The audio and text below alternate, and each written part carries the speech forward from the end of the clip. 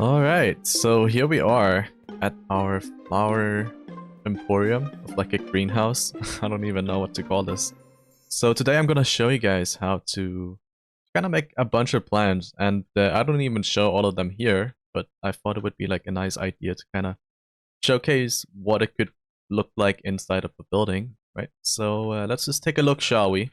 So as you can see, I have some numbers scrambled all over the place here, and that's just kind of to make it easier for you guys, because if you're really interested in like one design, you can literally just look at the bottom of the video and you can see the timeline where it kind of like has some chapters to it, and the different chapters down there kind of correspond to the different numbers I have listed around here. So if you see something you find interesting, you can literally just skip ahead, watch that part of the video, and be right back. If you want to try and make your own plans, because I don't have all the different possibilities here, there's so many, right? So it's kind of up to yourself to be creative as well, and I think that's something I can help you guys with. So at the end of the video, I will go over how to kind of make your own plant. I'll give you all the options to kind of make up your own mind of what kind of design you kind of want, right? So if you want to watch that on how to kind of make your own plant, I recommend skipping to the last chapter of the video, and then you can kind of take a look for yourself, right? So starting out here, I already kind of showed you number 11 here, and it's just basically a plant that uses the base here of the anvil. I will go into further depth when you eventually skip to the part where I'm kind of showcasing everything, but for now, you can just kind of take a look here, and I'll try and be as cinematic as possible. So some things, as you can see here, is like if you have blocks up against it, yeah, let's take a stroll, shall we? So here we have some plants.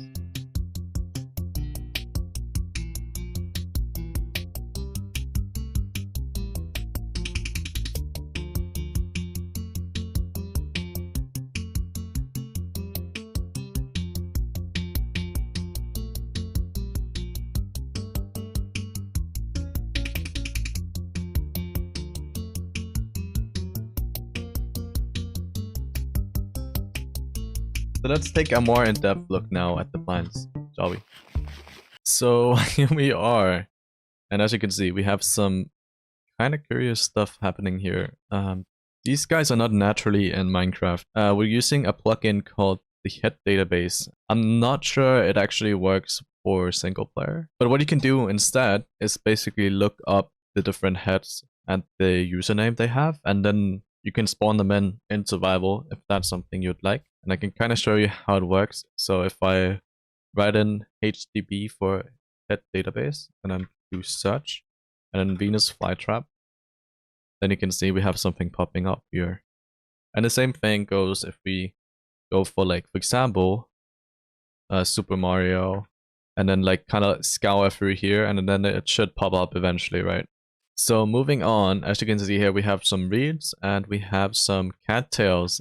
You can see how I used the twisted vines as like a little bit of a stalk as well. The same thing goes for the bamboo.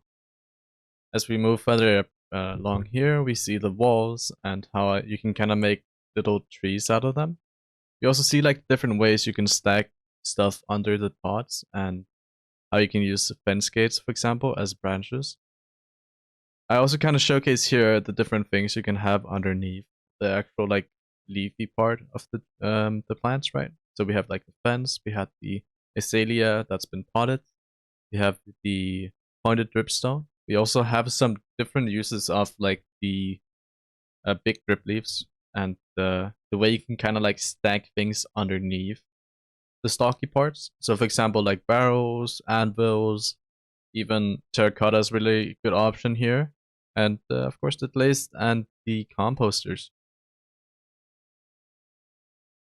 So here we are at the castle, and I've kind of set up a little bit of a guide.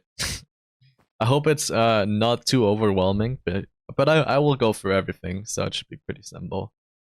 First off, we'll take a look at the plant base, and that's the very first step we should tackle. You do not necessarily need a plant base. It's just kind of to have like something at the bottom acting like as a base, or like just like a counter. It could be anything really. But yeah, let's go over it. So we have the terracotta here, and the glazed terracotta. All the variants, that's kind of what I want to show with the rainbow color here, because you have a lot of different colors to work with. In this case, the terracotta is kind of special because you can literally place the full dead bush on it, right? Moving on, we have the stuck up composter, and you can kind of see me showcasing everything with like a pot on top. We have like the Noteblock, which I really do like, and the upside down barrel. Then we also have like some other stuff, and this is just kind of where you can go with your own imagination. You can use literally any block, like a honey block, a honeycomb block. You can use like the magma block here, kind of make like a magma vase, and you can use like for example, the sea lantern here with like some glow lichen, and it looks really, really, really good. Kind of like a celestial vase, and that's kind of what I wrote down here, right? So let's move on over here. So next up is the lightning rod and the fence as like thin plant bases, and that could also be kind of like an extension if you have enough imagination.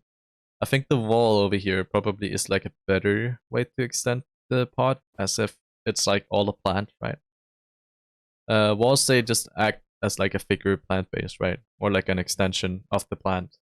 And then again, we have the anvil, as I showed before. And then we have the lever, which just acts as a wall mount, which I think works out really well. Okay, moving on. So now we're gonna look at the plant types. And it's pretty simple stuff, basically. I just kind of wanted to showcase all the different opportunities for you to put stuff into pots, for example. So here we have the azalea, we have the dead bush, we have the fern. Some types, they do look better with the item frame, just on top of it. And that's just kind of what I wanted to showcase here. We also have the bushy type, which is kind of displaced on the terracotta, right? And then we have the less that bushy type, which is just the fern placed on top of like anything that kind of can have a fern on it, right? Then we also have the fully perished bushy type, which is just the coral here. I will write just below here which type of coral it is, because there are different types, right? And I'm pretty sure this is the tallest one. As you can see, it is floating, so perspective is really, really important with this one. But if you want something cool that looks like completely dead, I do think this is probably going to be the best option.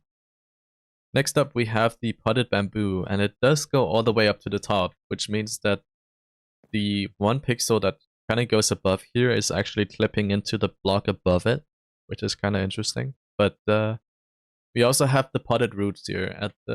This is the only nether root, I'm pretty sure, that is like tall enough to work. Moving on over here, we have the potted saplings, and I think the jungle one is literally the best one. As we showcase here with the rainbow color, you can literally use any sapling almost. I think the only exceptions are like the dark oak and the oak, because they are not tall enough. But yeah, lots of options here. We also have the stalky type, and that's just basically me showcasing like the pointed dripstone. We have the twisting vines here, and we have the bamboo, and then also the walls that we also kind of showcased before, but then acting like as the actual stalk, right, of the plant. Alright, moving on. So now we're gonna take a look at the leaf types, and there's a lot of options, right? It's just up to your imagination. So let's check it out. The first one, the kelpie leaf. And this is just a really cool combination, right? So adding like the little item frame at the bottom here kind of helps out, because the texture is also showing at the bottom. But yeah, I really do recommend using the glow lichen on this guy. You don't have to, but then again, that white line is going to cause trouble.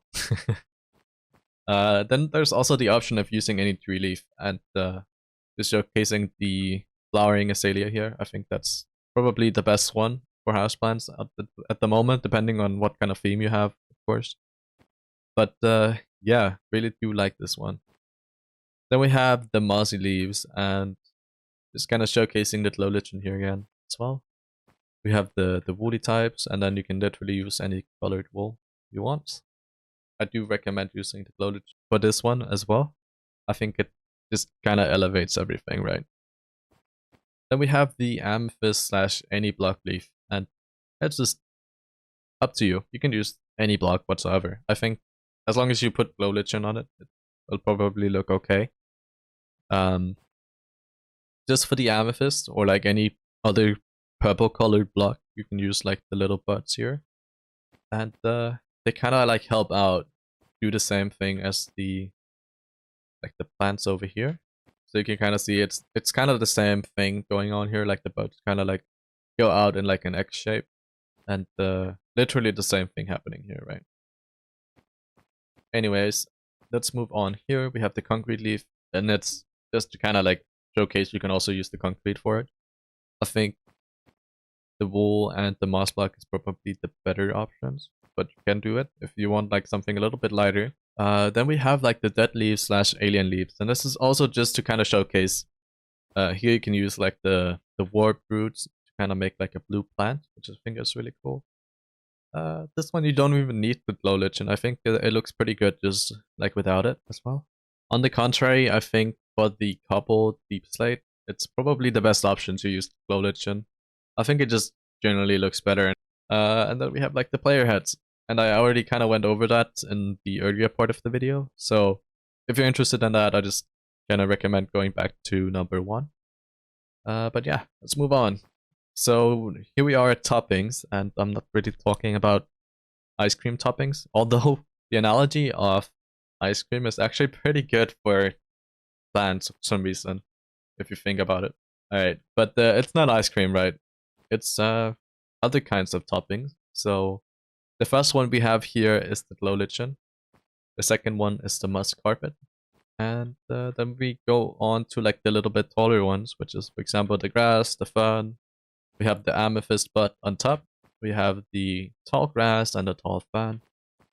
Not all circumstances this will work out. I think for like taller plants, these are like fine to use, but like this tier looks a little bit weird. And you also have to get lucky with the RNG, of course, because these guys can spawn all the way out in the corners, but won't really work out. Here I have an example of what you can do with the corals. I think this is like pretty cool. So I used the coral type as we used, as I showed earlier, and then I just kind of added like another coral on top here. I think this is light gray wool, and then I just added the glow lichen in, and you can see it. It looks like a plant, right? Pretty alien plant, but then again, it looks pretty dead, if anything, right? You also have the opportunity to use small drip leaves. I don't really recommend it, but like in some circumstances, like I don't know, some kind of like alien landscaping or like fantasy landscaping, this might look good. You also have like the opportunity to use like different nether biome specific ones. So for example, the nether sprout or the orb roots or the crimson root. They're kind of hard to work because then you kind of have to use the netherrack, right, to make it kind of fit in thematically. And I think for the warp netherrack, it doesn't actually cover the entire netherrack, right? So you'll have like a little bit of blue at the top here, and then like all the way at the bottom here, it's just going to be a normal netherrack texturing, which doesn't really work out. And sadly, you can't actually place these guys on their respective boards, like the one over there. So pretty sad circumstances, but you can kind of make it work in some way. I do think that's possible, guys. Alright, so a lot of talking later, and we're finally done with the video. I just wanted to say quickly thank you guys so much for watching. I'll stand over here and say goodbye with SpongeBob looking derpy as ever. But yeah, have a great day. Thank you guys once again for watching, and bye.